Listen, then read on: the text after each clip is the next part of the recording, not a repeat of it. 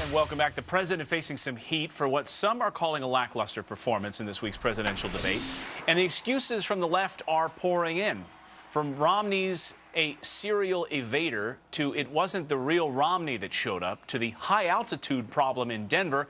And now there's this. It was just very frustrating to watch a guy lie to the American people and not be counterpunched because we were afraid he's going to be called an angry black man. Obama has just been subject to the Fox News treatment of angry black man again. Now, lest we forget this, lest we pretend that that doesn't make a difference, the specter hanging over his neck that I can't come off as too vigorous because then it looks like I'm being an angry black man.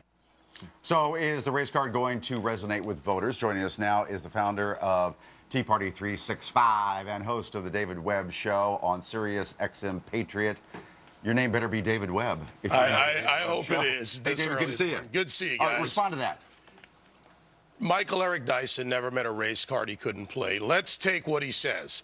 In order to believe him, you've got to believe that angry black men are often vigorous and that Fox News is all-powerful, that when Jim Lehrer moderates a debate, a PBS anchor, that Fox has power over him. So look at the ridiculous nature of what I'm saying.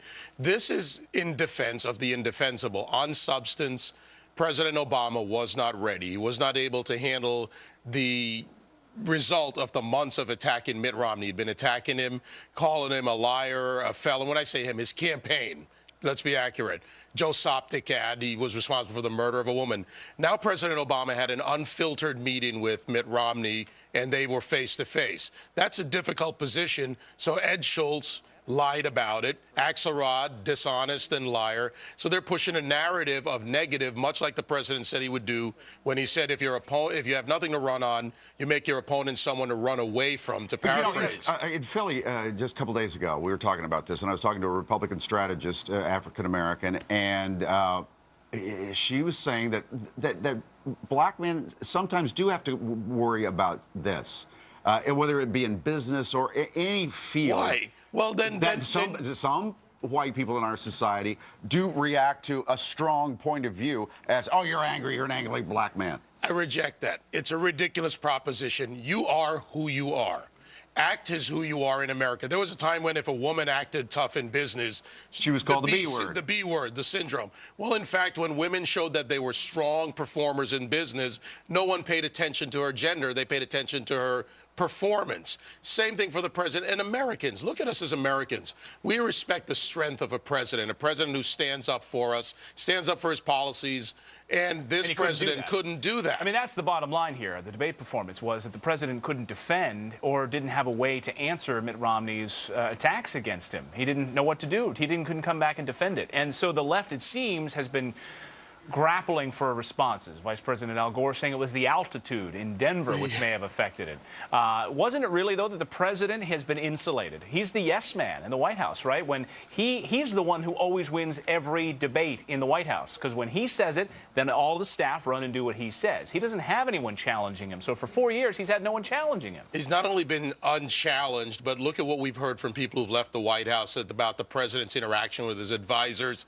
In the end, they say he's tone deaf, he doesn't listen. This is coming from his people. By the way, if the altitude is the problem, according to Al Gore, then how did he accept his nomination in Denver at the mile? That was pretty impressive. Must have had a rough time. He had oxygen. But exactly. This is really sad and nothing to laugh about, though, because think about this country in turmoil. Really, 23.1 million people, unemployed, underemployed, real problems to tackle in this country.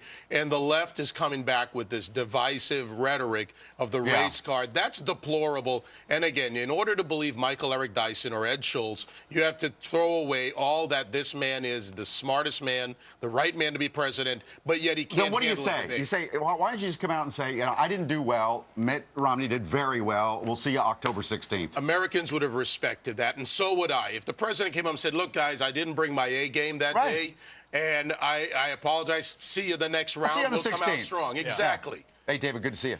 Nice to see you again. Thanks so much.